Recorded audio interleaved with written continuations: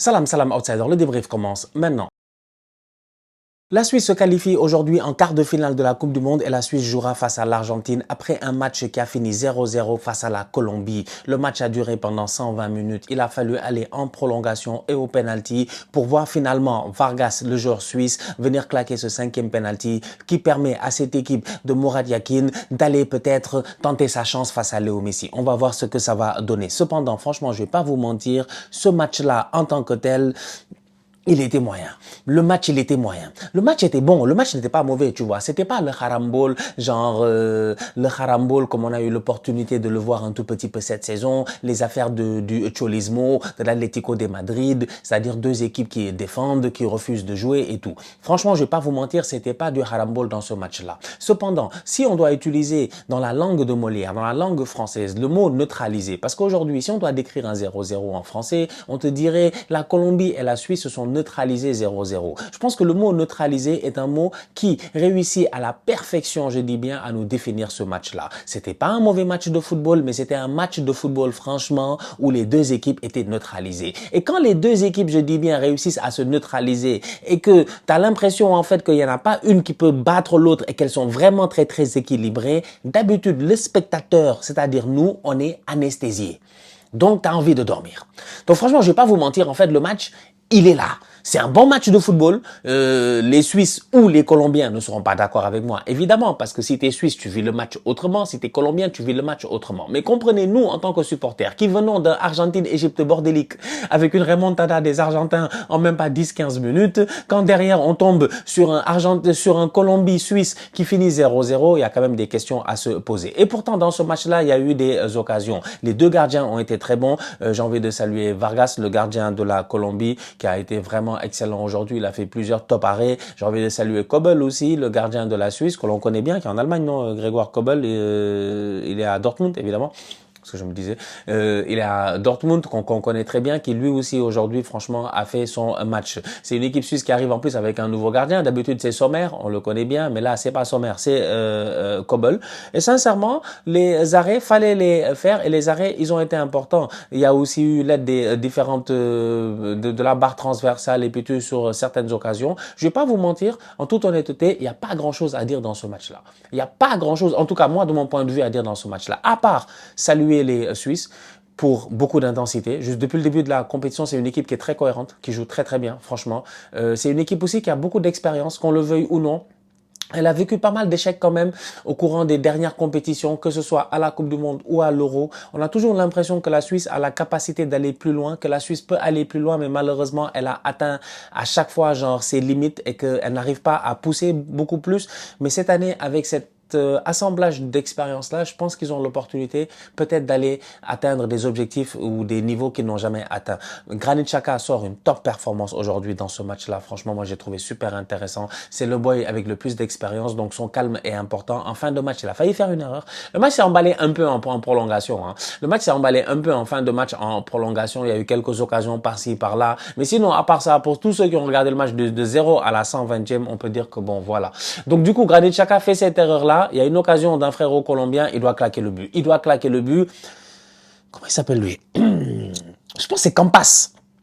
Je pense que c'est Campas, il doit claquer le but, il se gère pas, il se gère absolument pas, il fout le ballon complètement en l'air. À ce moment-là, il aurait pu avoir, je dis bien, le 1-0 Colombie. Dans ce match-là, s'il y avait une des deux équipes qui avait claqué un but, ça aurait pas été un scandale. Cependant, encore une fois, comme je dis, le match était tellement équilibré. À la mi-temps, c'est presque 50-50 en termes de possession. C'est 2 tirs cadrés contre 1 tir cadré. C'est tellement équilibré, je dis bien, comme match, en fait, que tu te poses des questions à savoir qui va réussir à les départager. Il a fallu aller jusqu'au penalty. Donc, bon match de la part de Granit Xhaka.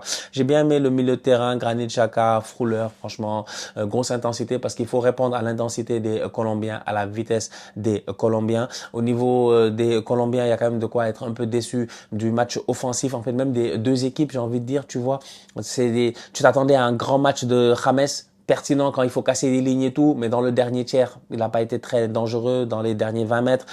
Suarez, l'attaquant, et Luis Diaz ont été plutôt décevants aujourd'hui. La même manière pour Brel, Mbolo, Reader. Peut-être il n'y a que Dandoy qui a essayé un peu, à travers sa technicité, de faire la différence. Donc, globalement parlant, les deux attaques aussi n'ont pas été excellentes, ce qui n'a pas beaucoup aidé au score du match qui finit 0-0. Et comme je dis, un match qui nous a un peu anesthésiés. Mais, défensivement parlant quand même, les attaquants n'ont pas été en réussite, mais défensivement parlant, les défenseurs les ont souvent mis dans des positions qui ont fait qu'ils n'ont pas été en réussite. Donc, tu peux saluer quand même le bon match de la part de Davinson Sanchez, de Lukumi, comment il s'appelle, de LVD et de Akanji aussi au niveau des Belges, qui franchement, je trouve que globalement parlant, ils ont été plutôt solides. Et en plus, le score le montre bien.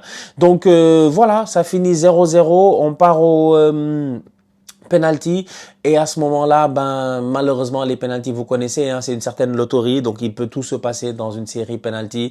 Il y a un penalty qui est raté par Akanji qui frappe complètement en haut. Cependant, Kobel en arrête 2, ce qui permet à cette équipe suisse là de gagner. Luis Diaz a marqué son penalty, mais malheureusement ses coéquipiers ne se sont pas gérés, et donc du coup la Colombie est éliminée. Donc on aura droit à Suisse-Argentine en quart de finale. Normalement, je vais pas vous mentir, les Argentins sont favoris de ce match-là. Cependant, parce qu'ils sont champions du monde, cependant, vu ce que les Argentins ont montré depuis le début de la compétition, je pense que les Suisses ont leur coup à jouer dans ce match-là. L'Argentine vient de galérer 2 fois d'affilée face au Cap-Vert et face à l'Égypte. Je pense que la Suisse, c'est à peu près le même niveau que l'Égypte, ou peut-être un tout petit peu peut-être au-dessus, collectivement parlant. Donc, il y a moyen peut-être pour les Suisses de fatiguer les Argentins. Jamais 2 sans 3. Les Argentins ont galéré 2 fois. Vont-ils galérer une 3e fois en quart de finale face à la Suisse? À suivre, franchement. J'espère que les Suisses vont retrouver le petit là, comment il s'appelle, il était même pas sur la feuille de match, faut que j'aille trouver son nom, j'ai oublié son nom, Maponzu, excusez-moi, alors il y a un jeune Suisse là qui a été excellent depuis le début de la compétition, et là il a été sensationnel, le petit, un vrai bandit, et donc du coup c'est lui que je cherche en ce moment. Il avait été très bon d'ailleurs face à cette équipe de l'Algérie la dernière fois, quand Manzambi, excusez-moi, Manzambi. Il a quel âge ce gamin là? Il a 20 ans, il joue à Freiburg, donc j'espère qu'ils vont retrouver Manzambi, parce que c'est ce genre de joueurs là qui peuvent te permettre dans ce genre de match là 0-0, quand c'est serré, de faire la différence. La dernière fois, c'est Manzambi qui fait la différence, c'est lui qui bouffe Aïssa Mandi. Automatiquement, il y a des espaces qui se créent, tu peux mettre un ballon de la surface de réparation, tu peux, je dis bien, amener les défenseurs adverses à tergiverser, et tu peux peut-être en profiter. Donc j'espère qu'ils vont retrouver Manzambi, mais sinon à part ça, je pense qu'il y a un coup à jouer, footballistiquement parlant. Maintenant, si Léo Messi, il vous fatigue trop, et si Léo Messi fait trop le malin, et si les deux pôles là, ils veulent empêcher les Suisses de s'en sortir, franchement, vous pouvez le menacer très simplement, cher ami suisse. Dites-lui que vous allez bloquer tous ses comptes bancaires. C'est tout. C'est tout. C'est tout. Allô Léo? Ouais. Dans 4 jours là. Ouais, est-ce que tu as fait face à l'Égypte et le Cap-Vert, ça suffit. T'arrêtes ça. Ouais. Sinon, je bloque le compte chèque. On bloque le chéquier. Il y a que ça à faire, franchement, côté suisse. Sinon, voilà. En tout cas, hâte de voir ce match-là. Ça va être intéressant. On va voir ce que ça va donner. D'ailleurs, ça donne quoi de ce côté de la truc? Le vainqueur de Suisse. Alors, le vainqueur de Suisse-Argentine joue le vainqueur de Angleterre-Norvège, et le vainqueur de France-Maroc joue le vainqueur de Espagne-Belgique. C'est vraiment l'euro.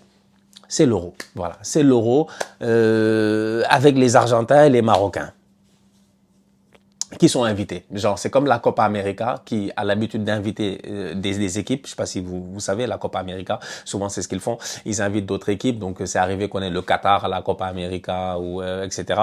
Là, j'ai l'impression d'avoir le même feeling, parce qu'on est parti sur une Coupe du Monde vraiment éclatée en termes de diversité de pays et de continents, pour en arriver à ce qu'il y ait genre 6 Européens, un Africain et un Sud-Américain.